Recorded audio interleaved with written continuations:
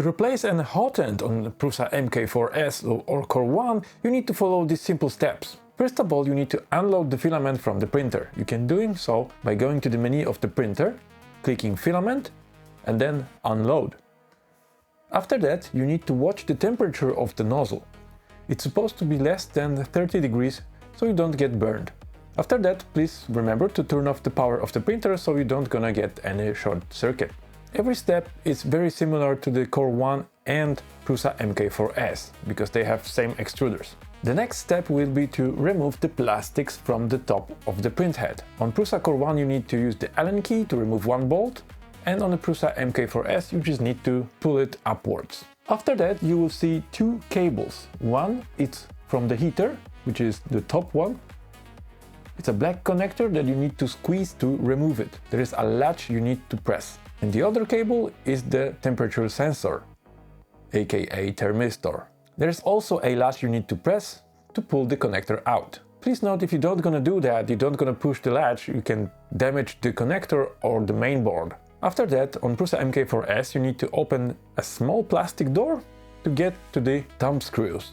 On Prusa Core 1 there is no such door, so you just need to unscrew the thumb screws a little bit. You don't need to remove it totally and you will be fine.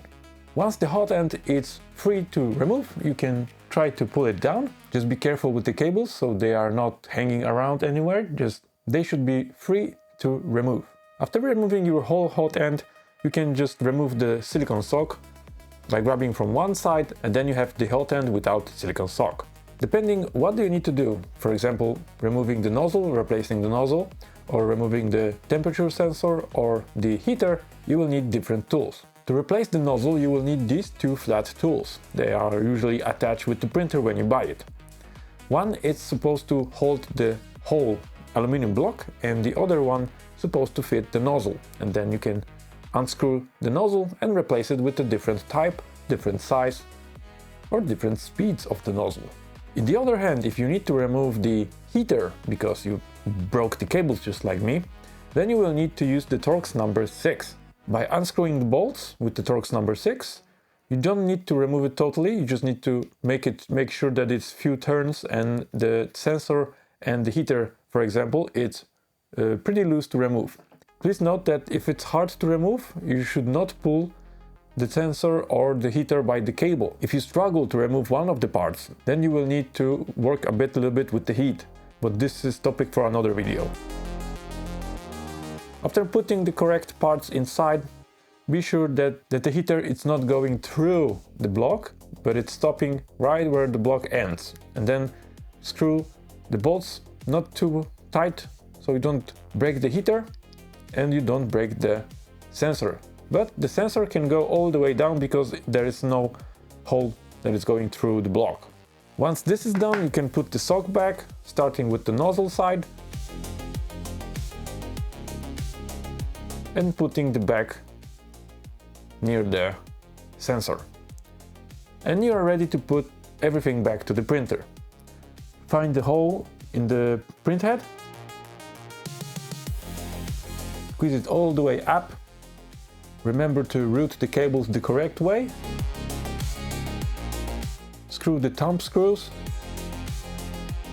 And you can connect the heater on the top with the black connector and the white connector, the sensor, a little bit below the black connector.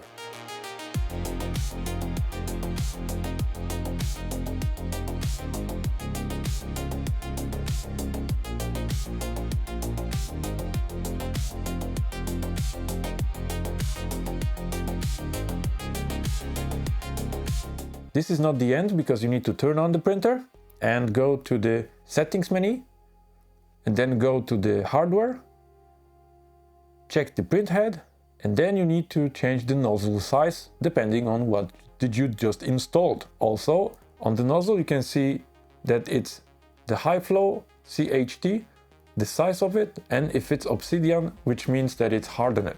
So depending on your setup, please adjust the settings correctly. Also, if you are using silicone sock, check it on the printer as well. Using silicone sock is pretty beneficial for your printing because the temperature of the nozzle is stabilizing much better than without.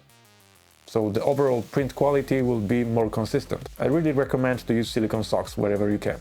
Adding my 2 cents to this setup, I think it is good to have many sets of these, so you can change really quickly when something is going wrong. For example, you have clogs, or you need to change the size of the nozzle, or something broke with the cables, etc. So you don't need to waste time trying to fix the one thing on the hot end.